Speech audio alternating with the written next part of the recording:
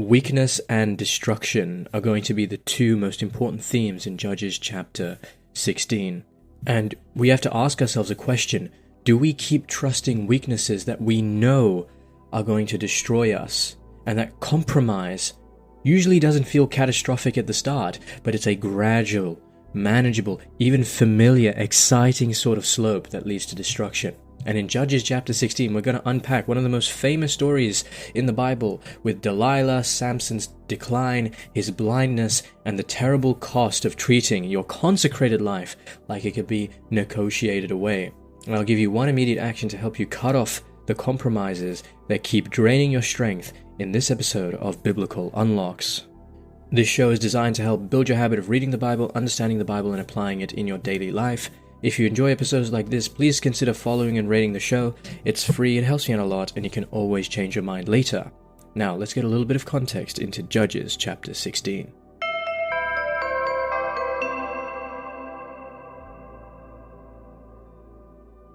So, Judges chapter 16 is the tragic end of Samson's life. He's going to go to Gaza, he's going to visit a prostitute, and he's going to be trapped at the city gate. And then he becomes entangled with Delilah, who repeatedly presses him to reveal the secret of his strength. And then finally, Samson gives him, right? He gives in and he explains what it is. It's his hair, and then his hair is cut, and the spirit departs from him, and he is captured, blinded, and forced into slavery by the Philistines.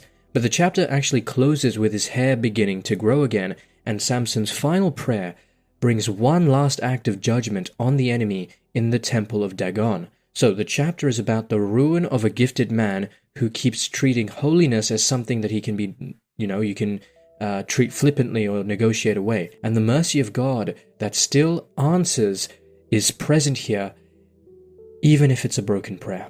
Okay, let's read verses 1 to 3. The focus here is going to be Samson in Gaza and the city gate escape. And my question to you is, why does Samson keep entering enemy territory as if danger cannot touch him? Verse 1. Once Samson went to Gaza, where he saw a prostitute and went into her. The Gazites were told, "Samson has come here." So they circled around and lay in wait for him all night at the city gate. They kept quiet all night, thinking, "Let us wait until the light of the morning, then we will kill him." But Samson lay only until midnight. Then at midnight he rose up, took hold of the doors of the city gate and the two posts, and pulled them up, bar and all, put them on his shoulders, and carried them to the top of the hill that is in front of Hebron. Okay, biblical unlock number 1. This is important. Why does Samson even go to Gaza in the first place? The reason why is because he keeps moving towards danger as if his strength makes him untouchable. And I think the important thing this chapter is trying to illustrate is even a man who has been given the Spirit of God is not untouchable. The devil, Satan himself, is going to try and tempt you whatever way possible. And in this case, Samson is going out of his way to be surrounded by evil. So the chapter is opening up with him visiting a prostitute, which tells us that the problem is not just an external enemy, but inward appetite. What is inside your heart that is driving you to do particular actions? So he escapes the city gate, and he does so in an astonishing show of power, right? He rose up, takes hold of the doors of the city gate and the two posts, and pulls them up, bar and all. So the scene is interesting, right? The man can tear up gates, yet he cannot govern his own desires. Isn't that interesting? It's fascinating because the strongest man in the Bible, and as we're going to read later on, the wisest man in the Bible, his name was Solomon. So Samson, the strongest, and Solomon, the wisest, both fell to lust. Isn't that interesting? The strongest man in the Bible and the wisest man in the Bible both fell to lust and their own desires. So again, strength without that ordered love is not freedom, but it's actually captivity. He is enslaved to his desires. Okay, let's read verses 4 to 14. The focus here is going to be Delilah's pressure and Samson's false answers. And my question to you is, why does Samson keep playing games with what he knows is sacred? Verse 4, after this he fell in love with a woman in the valley of Sorek, whose name was Delilah. The Lord of the Philistines came to her and said to her, "Coax him and find out what makes his strength so great, and how we may overpower him, so that we may bind him in order to subdue him, and we will each give you 1,100 pieces of silver." So Delilah said to Samson, "Please tell me what makes your strength so great, and how you could be bound so that no one could subdue you." Samson said to her, "If they bind me with 7 fresh bowstrings that are not dried out, then I shall become weak and be like anyone else." Verse 8, "Then the lords of the Philistines brought her 7 fresh bowstrings that had not dried out, and she bound him with them. While men were lying in wait in a chamber, she said to him, 'The Philistines are upon you, Samson.' But he snapped the bowstrings as a strand of fiber snaps when it touches the fire. So the secret of his strength was not known. Then Delilah said to Samson, 'You have mocked me and told me lies. Please tell me how you could be bound.'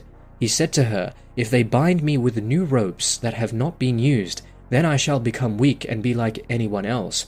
So Delilah took new ropes and bound him with them, and said to him, 'The Philistines are upon you, Samson.' The men lying in wait were there in an upper chamber. But he snapped the ropes off his arms like a thread.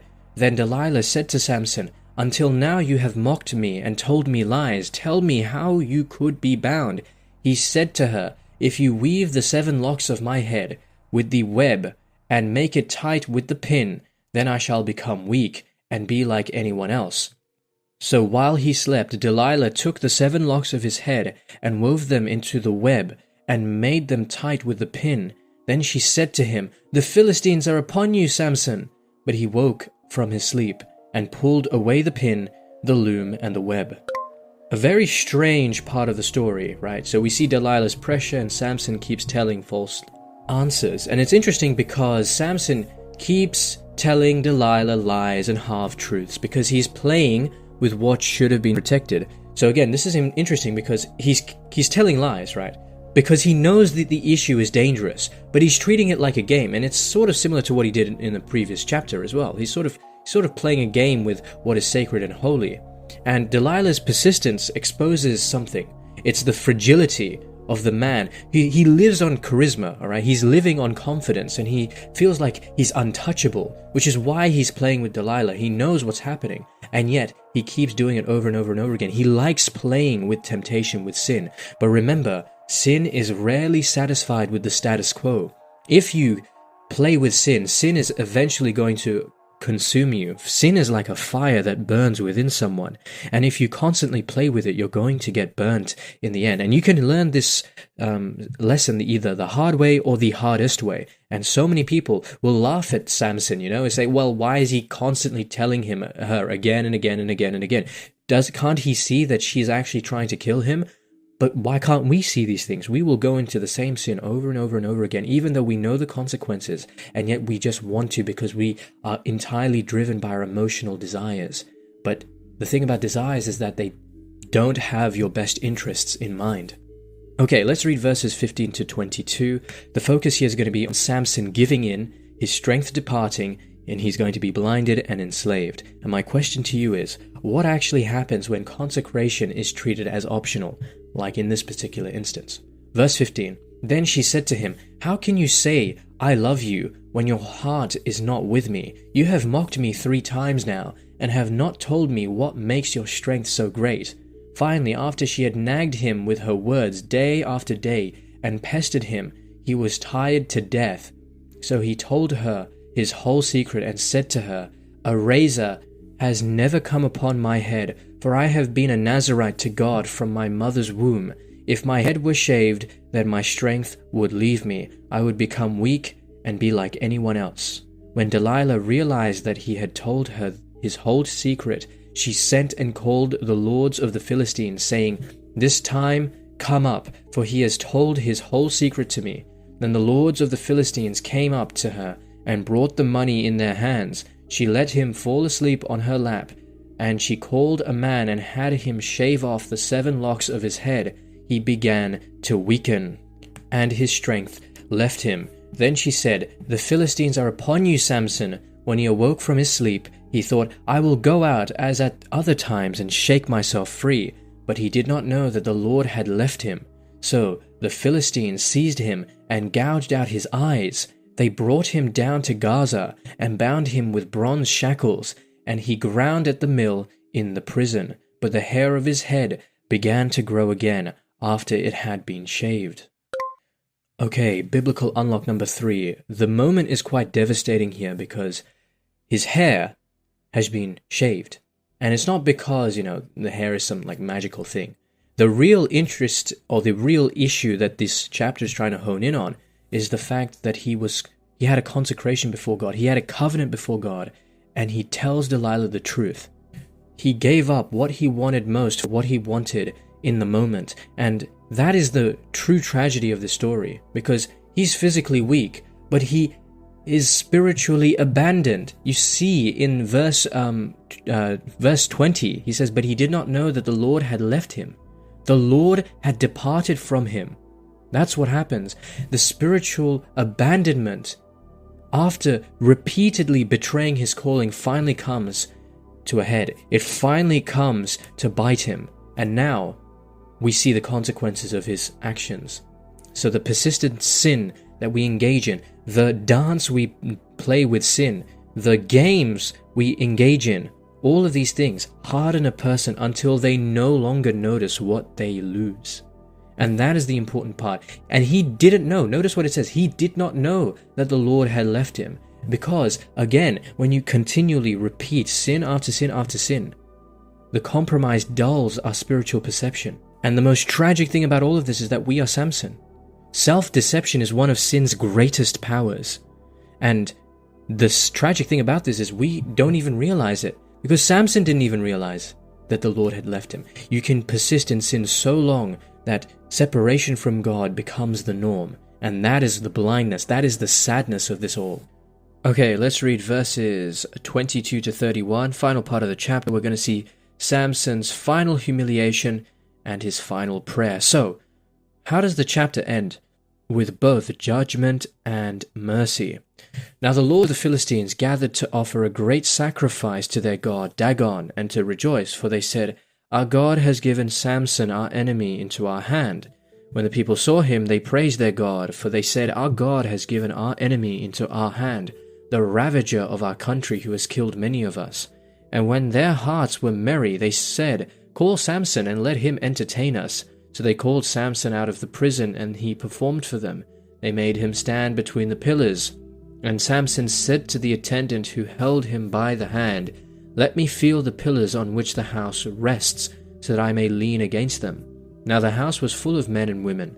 All the lords of the Philistines were there. And on the roof there were about 3,000 men and women who looked on while Samson performed. Then Samson called to the Lord and said, "Lord God, remember me and strengthen me only this once, O God, so that with this one act of revenge I may pay back the Philistines for my 2 eyes."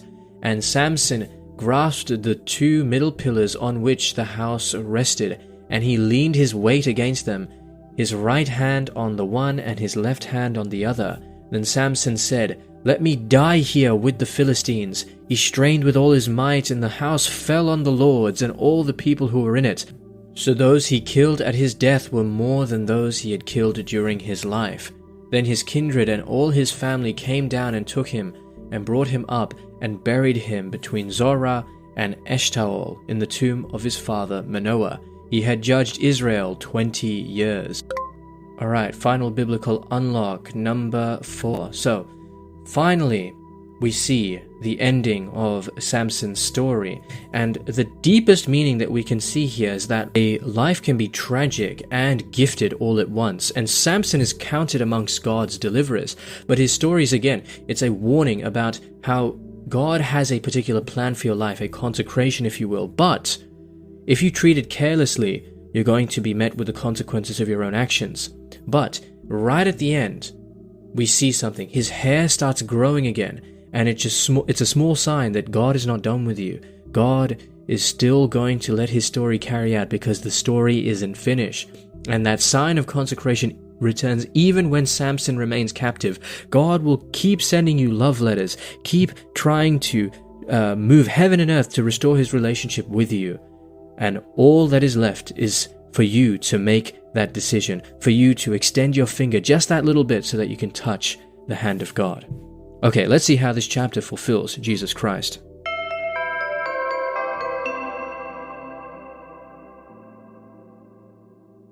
Okay, so Judges chapter 16 is the sad end of a gifted man who keeps bargaining with compromise until he loses sight, freedom, and strength. In Christ, the opposite happens. Jesus is the consecrated one who never negotiates with sin. He never loses his calling, and he never becomes captive to his desires. Where Samson's final prayer comes from the ruins of disobedience, Christ's obedience is whole from the beginning to the end, and his death becomes the true victory that breaks the enemy's power. As we read in James chapter 1 verse 15, "Then where desire has conceived, it engenders sin, and sin, when it is fully grown, gives birth to death." Compromise does not stay small forever. If you flirt with sin, you're going to end up being consumed by it.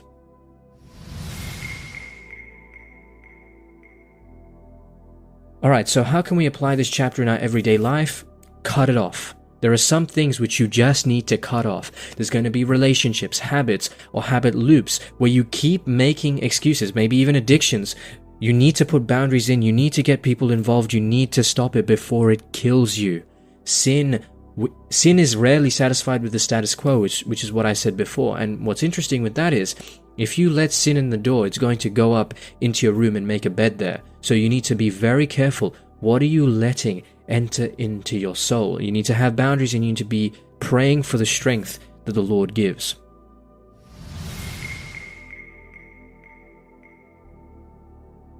Alright, so that's it for this episode of Biblical Unlocks. We learned that Samson keeps entering danger while ignoring the deeper danger of his own desire. Delilah's pressure exposes how vulnerable a consecrated but undisciplined life becomes. The departure of the Lord is the true tragedy even before the blindness. Humiliation becomes the road to one last prayer, but it's not a clean victory. And Samson's story is both deliverance and warning, because gift without holiness leads to ruin. Next time we're going to move into the horrifying chaos of Judges chapter 17. We're going to unpack private religion, homemade idols, and what happens when everyone does what is right in their own eyes. You don't want to miss it. So that's it for this episode of Biblical Unlocks. If you enjoyed this episode, please feel free to rate the show and follow. It's free, it helps me out a lot, and you can always change your mind later. Otherwise, just have a blessed day. And remember, if you're not in your word, you're in your feelings. Godspeed.